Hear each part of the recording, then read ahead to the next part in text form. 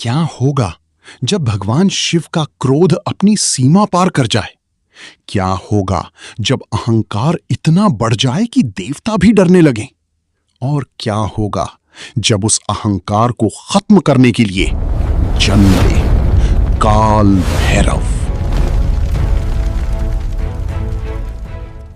प्राचीन काल में देवताओं की एक विशाल सभा लगी थी। सभा के बीच में बैठे थे ब्रह्मा।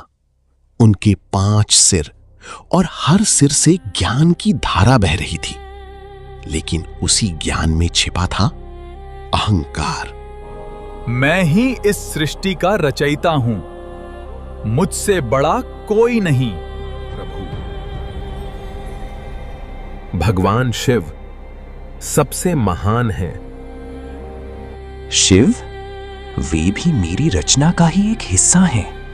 ये शब्द सुनते ही पूरी सभा में सन्नाटा छा गया। शिव का क्रोध। कैलाश पर्वत, जहां ध्यान में लीन बैठे थे शिवजी, एक गण दौड़ता हुआ उनके पास आया। गण, प्रभु, ब्रह्मा जी ने आपकी निंदा की है। वे स्वयं को सबसे बड़ा बता रहे हैं। शिवजी ने धीरे धीरे अपनी आंखें खोली। शिव शांत लेकिन गूंजती आवाज में, अहंकार जब सीमा पार करता है तो उसका अंत निश्चित होता है। अचानक उनका चेहरा कठोर हो गया। शिवजी क्रोधित होकर, अब समय आ गया है न्याय का। उनकी तीसरी नेत्र से प्रकट हुई एक भयंकर अग्नि। उस अग्नि से एक भयानक स्वरूप प्रकट हुआ। काल भैरव गर्जना करते हुए, जय महाकाल, मुझे आदेश दीजिए प्रभु। शिव, जाओ और अहंकार का अंत करो।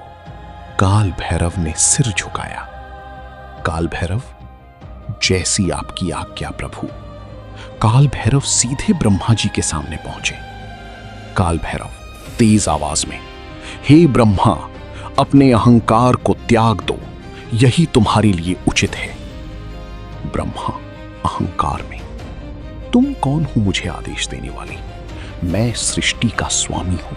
काल भैरव क्रोधित होकर, अहंकार तुम्हारा अंत बन चुका है। अगली ही क्षण त्रिशूल चमका और एक सिर धड़ से अलग हो गया। पूरे ब्रह्मांड में भय छा गया।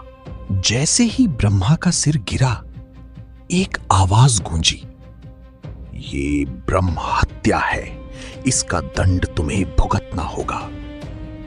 काल भैरव के हाथ में वही कटा हुआ सिर चिपक गया। तब काल भैरव ने दुखी स्वर में शिवजी से कहा, प्रभु, ये कैसा दंड? शिव गंभीर होकर, ये तुम्हारे कर्म का फल है। जब तक प्रायश्चित पूरा नहीं होगा, तुम्हें भटकना होगा। फिर काल भैरव पूरे संसार में भिक्षा मांगते रहे।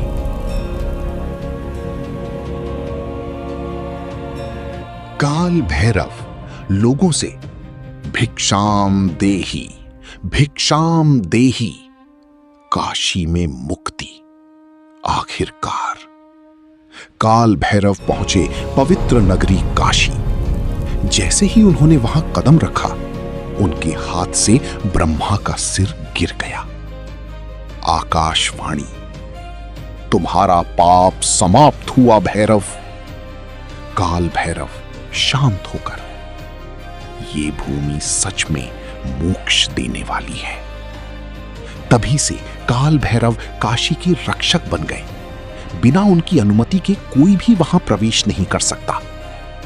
काल भैरव गूंजती आवाज में, जो सत्य और धर्म के मार्ग पर चलेगा, मैं उसकी रक्षा करूंगा, और जो अहंकार में डूबेगा, उसका अंत निश्चित है।